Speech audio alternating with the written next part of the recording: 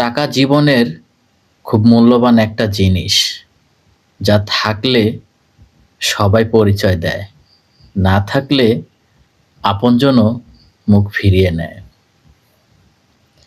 টাকা থাকলে আপনি বাবা-মায়ের কাছে ভালো সন্তান, স্ত্রীর কাছে ভালো স্বামী, আর সন্তানের কাছে ভালো বাবা।